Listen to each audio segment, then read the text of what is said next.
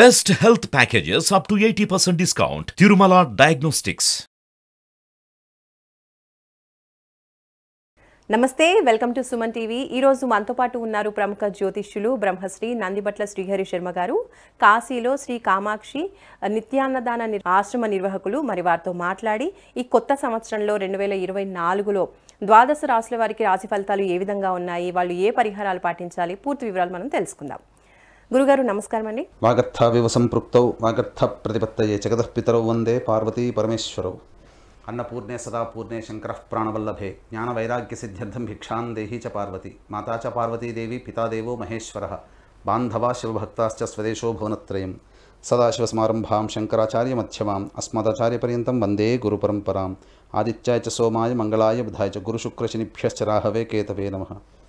శృంగేరి జగద్గురు పీఠాధిపతులు శ్రీ శ్రీ శ్రీ భారతీ తీర్థ మహాస్వాముల వారికి, శ్రీ శ్రీ శ్రీ విధుశేఖర భారతీ తీర్థ మహాస్వాముల వారికి, కంచి కామకోటి పీఠాధిపతులు శ్రీ శ్రీ శ్రీ విజయేంద్ర సరస్వతి మహాస్వాముల వారికి ప్రణామములు తెలియజేసుకుంటూ కార్యక్రమాన్ని ప్రారంభిద్దాం.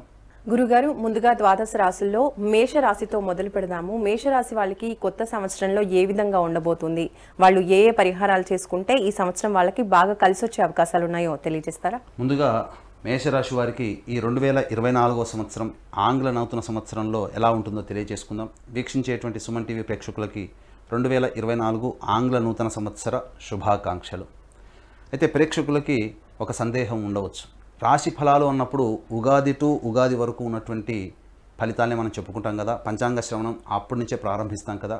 మరి ఈ 2024 జనవరి 1 నుంచి చెప్పుకునేటువంటి పద్ధతి మనకేమిటి అనేటువంటి ఆలోచన చాలామంది వీక్షించేటువంటి ప్రేక్షకులకు ఉంటుంది. అయితే ఇక్కడ ధర్మశాస్త్రం మనకు ఒక విషయం చెప్పిందండి.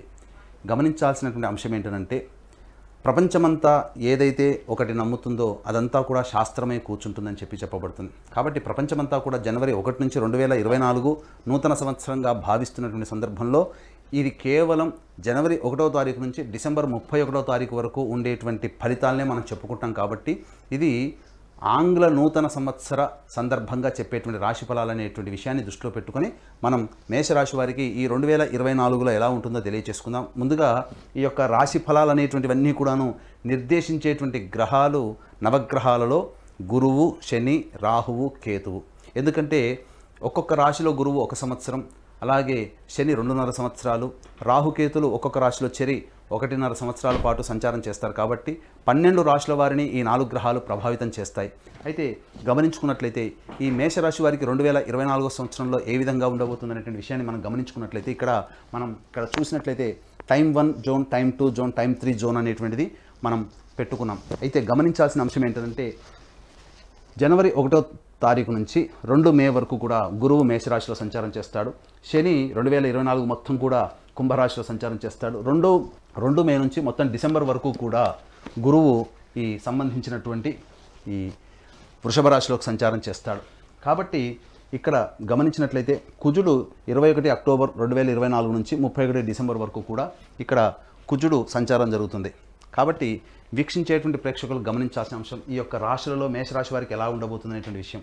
ఇక్కడ గమనించుకున్నట్లయితే మేషరాశి వారికి సంబంధించి ప్రధానంగా గురువు రాశిలోనే సంచారం చేయడం, ఈ కారణం చేత గురుబలం ఉన్నప్పటికీ కూడా శని యొక్క వీక్షణ 1వ తారీఖు మే వరకు ఉండడం కారణం చేత ఈ మేషరాశి వారు కొన్ని ఇబ్బందికర పరిస్థితులు అనేటువంటివి వస్తాయి. ముఖ్యంగా అనుకున్న పనులలో ఆలస్యం అనేటువంటిది జరుగుతుంది. అయినప్పటికీ కూడా గురువు వివాహ స్థానం మీద వీక్షణ కారణం చేత వివాహం కావాల్సిన అబ్బాయిలకి అమ్మాయిలకి సంబంధించి చేయు ప్రయత్నాల్లో చక్కగా వెసులుబాటు అనేటువంటి కలుగుతుంది. చక్కటి జీవిత భాగస్వామ్యం లభించేటువంటి అవకాశాలు ఉంటాయి. వివాహం ఒక్కటే కాస్త అడ్వాంటేజ్గా చెప్పబడి ఉంది. మిగతా ప్రయత్నాలు అనేటువంటివి ఏ ప్రయత్నం చేసుకున్నా మే 2వ తారీఖు వరకు కూడా అన్ని ప్రయత్నాల్లో ఇబ్బందులు ఎదుర్కొనే అవకాశం ఉంది. కాబట్టి ప్రధానమైనటువంటి పనులు ఏవైతే ఉన్నాయో అవన్నీ కూడా మీరు తర్వాత టైం 2 జోన్లో కనుక మీరు చేసుకున్నట్లయితే అద్భుతమైనటువంటి ఫలితాలను పొందుతారని చెప్పవచ్చు.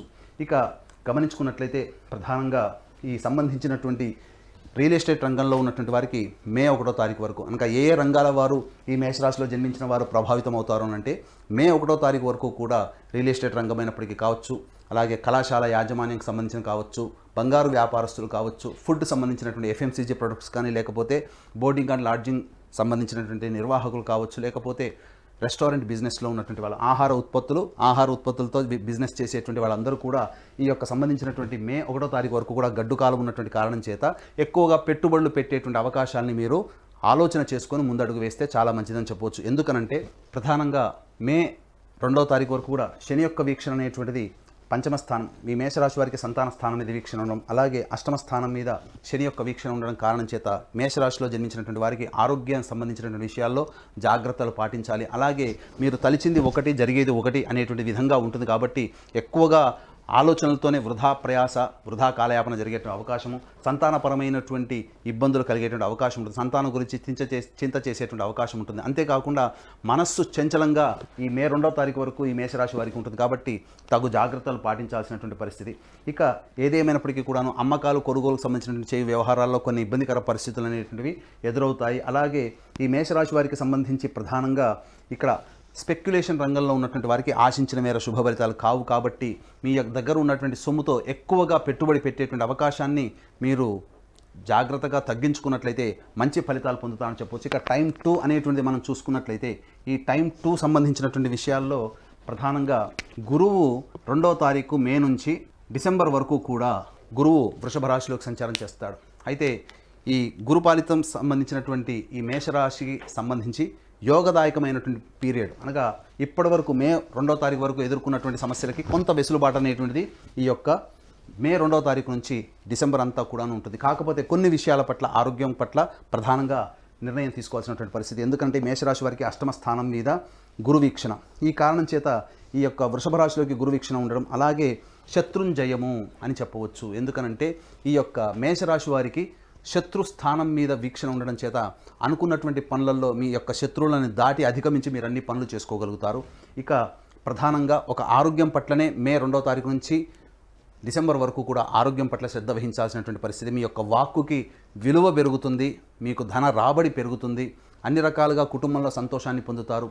ఇంతకంటే ఇంకా మంచి పీరియడ్ అని చెప్పుకున్నట్లయితే 21 అక్టోబర్ నుంచి 31 డిసెంబర్ అనేటువంటిది చాలా అద్భుతమైనటువంటి సమయంగా చెప్పవచ్చు. ఎందుకనంటే కుజుడు కర్కాటక రాశిలో స్థితి పొంది ఉండి ఈ యొక్క మేష రాశికి సంబంధించి అశుభ ఫలితాన్ని ఇచ్చేటువంటి శని మీద వీక్షణ ఉండడం, ఈ కారణం చేత శత్రువే మనకు ఎదురొడ్డి మనకు సహాయం చేస్తే ఎలా ఉంటుందో ఒక్కసారి ఆలోచించండి. అటువంటి బాధకుడైనటువంటి శని మొత్తం పూర్తిగా ఆశాంతం 21 అక్టోబర్ నుంచి డిసెంబర్ వరకు కూడా యోగదాయకాన్ని కలగజేస్తాడు. కాబట్టి అద్భుతమైనటువంటి పరిస్థితి అనేటువంటిది అక్టోబర్, నవంబర్, డిసెంబర్ నెలలో ఈ మేషరాశి వాళ్ళు పొందుతారని చెప్పవచ్చు. ఇక గృహానికి సంబంధించినటువంటి చూసుకున్నట్లయితే ఈ యొక్క అక్టోబర్ నుంచి కూడా గమనించుకున్నట్లయితే కోర్టు, న్యాయవాద, వివాహ సంబంధించినటువంటి విషయాల్లో మీదే పైచేయిగా ఉంటుంది. అలాగే ఇంకా చెప్పాలి అంటే ఉద్యోగస్తులకి మంచి ఉద్యోగ బదిలీలు కానీ, లేకపోతే నూతన ఉద్యోగంలో ప్రవేశం చేయడం కానీ, లేకపోతే ఇతరత్ర ధర్మ కార్యాలు చేపట్టాల్సినటువంటి పరిస్థితులు కానీ మేషరాశి వారికి అక్టోబర్ నుంచి ఏర్పడుతుందని చెప్పవచ్చు.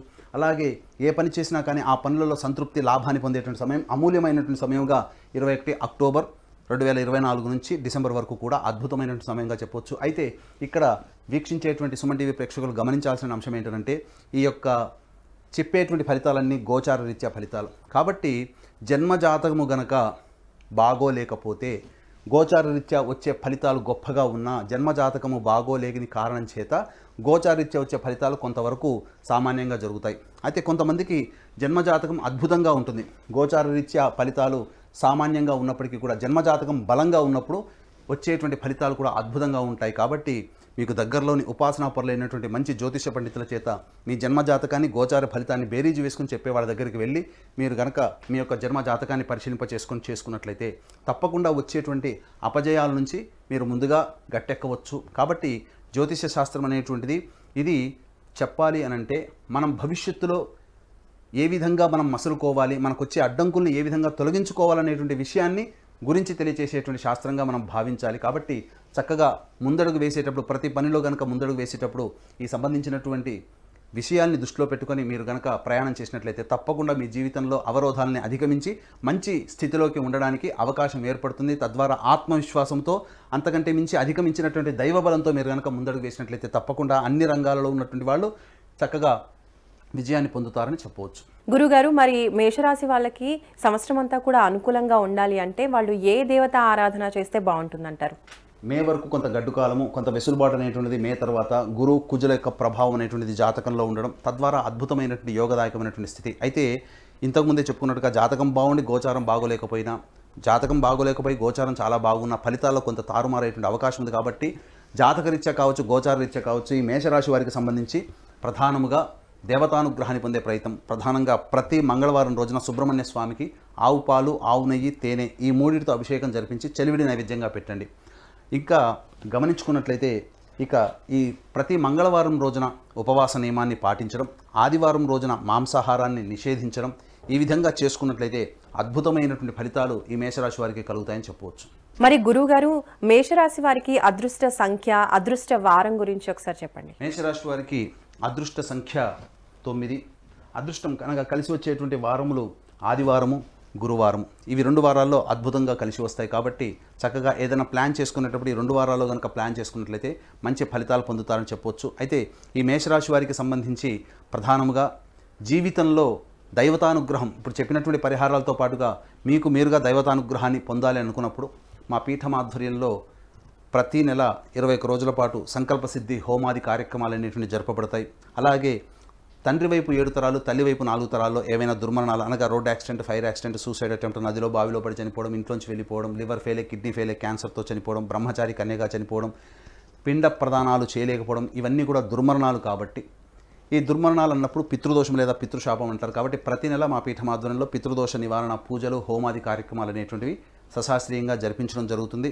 అలాగే కాశీలో మా సొంత భవనం శ్రీ కామాక్షి నిత్యాన్నదాన ఆశ్రమం ఉన్నది. కాబట్టి మీ పుట్టినరోజున కానీ, మీ పెళ్లి రోజున కానీ మీరు మీ ఆనందాన్ని మీ కుటుంబ సభ్యులతో పాటు కాశీలో ఉన్నటువంటి శివబంధువులకు కూడా పంచుకోదలిస్తే ప్రతిరోజు నిత్యాన్నదానం జరుగుతుంది. కాబట్టి అవకాశం ఉన్న వాళ్ళు మీ పెళ్లి రోజు, పుట్టినరోజున అన్నదానానికి మీ వంతు సహాయ సహకారాలు అందించవచ్చు. ధన్యవాదాలు గురువుగారు. మేషరాశి వారికి ఈ సంవత్సరం ఏ విధంగా ఉంటుంది, వాళ్ళు ఎటువంటి పరిహారాలు చేస్తే వాళ్ళ అదృష్టం ఇంకా బాగుంటుంది, అనుకూలిస్తుంది అనే విషయాలు చక్కగా తెలియజేశారు. ధన్యవాదాలు. సర్వం శ్రీ ఉమామహేశ్వర పరబ్రహ్మార్పణమస్తు.